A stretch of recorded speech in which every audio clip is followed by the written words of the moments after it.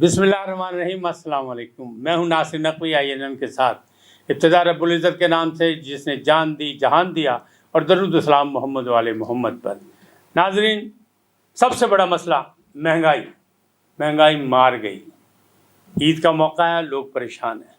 ना किसी ने कपड़े बनवाए, ना उनको जानवर ख़रीदने के लिए उनकी जेब में पैसे हैं, ना कोई मसले मसाइल हैं। स्टेट बैंक ने गुज़श्ता रात जो एक ऐलान किया, उससे ये बात बताई कि महंगाई मज़ीद बढ़ेगी। महंगाई एक साल अगले साल भी और ज़्यादा होगी। बल्कि उन्होंने कहा कि जो शरह सूद बढ़ाते हैं, इसकी वजह से ये सारा काम हो रहा है और ये होता रहेगा। ताजरान भी बड़े मुश्किल में हैं। वो कहते हैं हम दरामद जो है चीज़ें करते हैं, वो नहीं हो सकता। मामलात कारोबारी जो हैं वो भी ख़राब हो गए हैं। आम आदमी की क़ुव्वत ख़रीद से हर चीज़ महंगी होती जा रही। लेकिन वज़ीर ख़ज़ाना मुफ्ती इस्माइल कहते हैं कि घी भी सस्ता होने वाला है, चीनी और आटा भी सस्ता होने वाला है। बल्कि आटे को तो सब्सिडी में दे के सस्ता कर दिया है और चीनी भी यूटिलिटी स्टोर पर मिल रही है। लेकिन मामलात ऐसे नहीं हैं। मामलात ऐसे हैं कि मज़ीद महंगाई होगी। दुनिया भर में जो है तेल की कीमतों में फिर इजाफा हुआ। तेल में कहते हैं 5% और जो गैस में है वो 11%। जब इस किस्म की तब्दीलियाँ आती रहेंगी रोज़ बरोज़, तो मामलात तो गड़बड़ होते जाएंगे। तो ये तूफ़ान कैसे जो है रुकेगा, या महंगाई किस तरह से बचा जाएगा और हम और आप अपनी जान बचा सकेंगे, जो मुस्बत तबके के हैं, यानी दरमियाने तबके से ताल्लुक़ रखते हैं, या सरकारी मुलाजिम हैं, या तनख्वाहदार तबका है, या दिहाड़ीदार तबका है। इनकी जान बख्शी कैसे होगी, ये अपने बच्चे कैसे पालेंगे। आइए सारी इन चीज़ों का जायज़ा लेते हैं, बात करते हैं, तज़किया पेश करते हैं। लेकिन पहले आपसे गुजारिश कि INN को सब्सक्राइब करें, लाइक करें और घंटी का बटन दबाना भी ना भूलें, बल्कि अपनी कीमती राय का भी इजहार करें। देखिए, मसला सीधा है कि शरह सूद में कहते हैं ये 15 जो फीस से 20% तक इजाफा हो रहा है। यानी बल्कि ये कह रहे हैं महंगाई जो है वो 18 से 20% तक बढ़ जाएगी अगले साल। स्टेट बैंक ने जो एक रिपोर्ट जारी की, उसके मुताबिक ये सारी चीज़ें आ रही हैं कि ये मामला जो हैं ये बढ़ते जाएंगे, घटेंगे नहीं। एक साल में महंगाई का जो है वो बरकरार रहेगी। और इसमें मामलात जो हैं वो कहाँ से हैं? वो कहते हैं कि रूस और यूक्रेन की जो लड़ाई हो रही है उसकी वजह से महंगाई बढ़ गई है, और दुनिया भर में ये महंगाई जो एक मुसीबत बन गई है। लेकिन जिस शरह सूद का इजाफा हो रहा है उसके तहत क्या होगा? आम आदमी अगर गाड़ी या घर किस्तों पे लेगा किसी बैंक के ज़रिए, तो उसकी किस्तें भी बढ़ जाएंगी। जब किस्तें बढ़ जाएंगी तो कैसे, उसकी क़ुव्वत ख़रीद इतनी नहीं है, तो फिर मामलात क्या होंगे।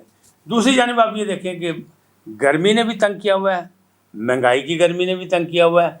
और अब रहमत बारह हुई, बारिशें शुरू हुई, तो बारिशें इतनी ज़्यादा हो गई कि बलूचिस्तान में तो तूफ़ान बर्पा हो गया। वहाँ तो एमरजेंसी नाफिज हो गई, 7 छोटे छोटे बंद टूट गए और बहुत से लोग जो हैं वो उसमें जाँ बहक भी हो गए। तो अब जब इतने लोग जो हैं जाँ बहक हो गए, यानी तकरीबन 53 लोग जो हैं, 53 से भी ज़्यादा लोग जो हैं जाँ बहक हो चुके हैं, और 7 छोटे छोटे डैम जो टूट चुके हैं। तो अब इन मामलात में आम आदमी सुख का सांस कैसे लेगा? वज़ीर आज़म कह रहे हैं कि नहीं, हम बहुत जल्द जो है वो कंट्रोल कर लेंगे। कहाँ से फ़ंड कहाँ से लाएंगे, सब्सिडी कैसे देंगे, लोगों को कैसे ये रियायत पहुँचाएंगे, ये तो उनकी कोई प्लानिंग होगी, हिकमत अमली होगी। लेकिन उन्हें याद रखना होगा कि उनके पास सिर्फ 1.25 साल है। वो 5 साल के लिए मुंतखब नहीं हुए, और 2023 में उन्होंने इलेक्शन पर भी जाना है। अब इन सारी चीज़ों का अगर आप गौर करें, देखें, तो बिजली में जो है वो बिजली में भी इजाफा हो गया, 7 रुपये फ़ी यूनिट। यानी ये जो है ये कहाँ आ रहे हैं? ये बिजली में इजाफा किया जा रहा है फ्यूल एडजस्टमेंट के नाम पे। और यही फ्यूल एडजस्टमेंट जो है कराची में अगर देखें तो 9 इशारिया जो है वो 52 पैसे है। अब ये फ्यूल एडजस्टमेंट यानी बिजली भी महंगी हो गई, तेल पहले महंगा हो गया, और गर्मी भी जो है वो जान नहीं छोड़ रही। मौसमी असरात तो होते ही हैं, और हमारे यहाँ हर किस्म के मौसम होते हैं। तो इसमें मामलात कहाँ जाएंगे, इंसान कैसे जिएगा? तो मैंने पहले भी कहा था और अब भी कहा था कि हुकूमतों पे मत छोड़ें। हालात, बहरान, मुसीबतें, मुश्किलें आती रहती हैं, चाहे वो आसमानी आफत हो या ज़मीनी आफत हो।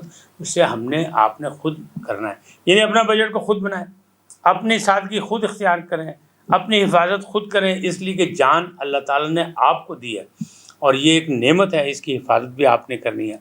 अब हालात जैसे भी नामसाइद हालात हैं, इसमें हुकूमत तो अपना करेगी, हुकूमत से मुतालबात जारी रखेंगे, حکومت کو ہم باقاعدہ تنقید بھی کا نشانہ بھی بنائیں گے کہ بھئی وہ کیوں نہیں عوام کو سہولت دے رہی، ریلیف دے رہی. لیکن بچنے کے لیے، زندہ رہنے کے لیے، ہم زندہ رہیں گے تو دنیا ہے نا. اگر جو زندہ ہی نہیں رہا تو دنیا چاہے جتنی بھی ترقی کر جائے اس کے لیے کیا ہے. لہٰذا جب تک دنیا میں ہیں تو اپنی حفاظت خود بھی کرنی ہے. کیوں کہ اللہ تعالیٰ کی دی ہوئی جان کے کیئر ٹیکر ہم ہیں، تو ہم نے ہی اس کی حفاظت کرنی، اس کی فکر کرنی ہے. اس حوالے سے ہمیں سب کچھ کرنا چاہیے، اور یہ معاملات جو ہیں یہ ان کو سیدھا کرنا ہے. مہنگائی بڑھے گی، مہنگائی ابھی گھٹے گی نہیں. حکومت اپنی حکمت عملی کرے گی، چھوٹی چھوٹی چیزیں، چھوٹے چھوٹے ریلیف دے گی، دینے کی کوشش کرے گی. کوشش ہونی بھی چاہیے کیونکہ ورنہ 2023 کا الیکشن ان کے لیے جان کو آ جائے گا.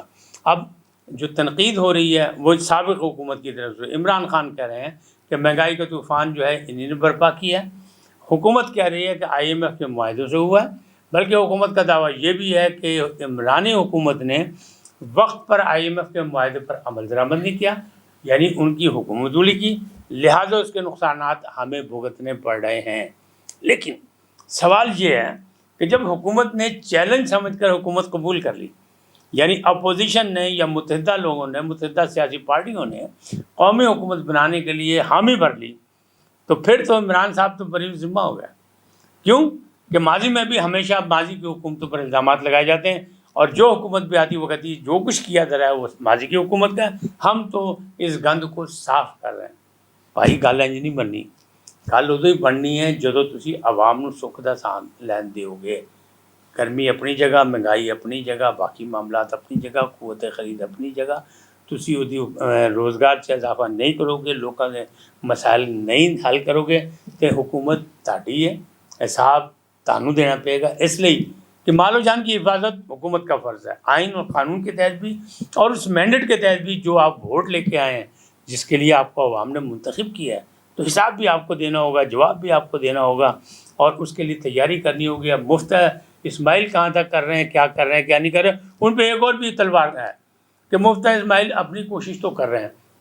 مسلم لیگ نون کے اندر بھی گروپنگ ہو رہی ہے کہ آواز یہ آ رہی ہے کہ جلد سے جلد، یعنی اسی مہینے میں، جولائی کے مہینے میں، اسحاق ڈار صاحب جو ارسطو ہیں جمع تفریق کے، یعنی ضرب جمع تقسیم کے جو ارسطو ہیں، چیمبر آف کامرس کے صدر بھی رہے ہیں، اور تاجر بھی ہیں، کاروباری آدمی بھی ہیں، اور پھر وہ کار خاص بھی ہیں، قائد مسلم لیگ کے نواز شریف صاحب کے، تو اور سمدھی ہیں. سمدھی میں تو رشتہ ہی ایسا ہے، اس میں تو دو نمبری ہو ہی نہیں سکتی، دونوں کی رائے ایک جیسی ہوگی. لہٰذا انہوں نے جو کچھ کرنا ہے وہ بھی آ رہے ہیں، اور کہنے والے یہ کہہ رہے ہیں کہ مفتی اسماعیل کے دن تھوڑے ہیں، یہ جتنے بھی دعوے کر لیں یہ چلے جائیں گے. پھر اسحاق ڈار صاحب آ جائیں گے جو ارسطو ہیں ضرب جمع تقسیم کے، اور وہ آپ کو ریلیف دینے کی کوشش کریں گے. اور وہ کہتے ہیں نا الفاظ کا گورکھ دھندا، لفظوں کا ہیر پھیر، نمبرنگ ادھر سے ادھر، ادھر سے ادھر، اس شعبے سے نکال کے ادھر، اس شعبے سے نکال کے ادھر، وہ کچھ کریں گے. اب وہ کامیاب ہوتے ہیں یا نہیں ہوتے، آنے کا امید تو ان کی پوری پوری ہے کہ وہ آئیں گے، اپنی سینٹ کی سیٹ کا جو ہے پہلے حلف اٹھائیں گے، اس کے بعد وزیر خزانہ بن جائیں گے، ان کو وزارت خزانہ سونپ دی جائے گی. کیوں کہ وہ نواز شریف کے کار خاص ہیں اور وہ آزمائے ہوئے ہیں، ان کی جتنی دفعہ حکومت رہی وزیر خزانہ وہی رہے، لہٰذا ان کو ہی یہ چانس دیا جائے گا. تاہم خواجہ آصف جیسے لوگ جو ہیں وہ مفتی اسماعیل کے حامی ہیں، اور میرا خیال ہے کہ شہباز شریف صاحب بھی مفتی اسماعیل کے ساتھ ہی ایزی ہیں، یعنی ان کو اچھے لگتے ہیں وہ، کہ یہ معاملات جو ہیں قابل گرفت ہیں.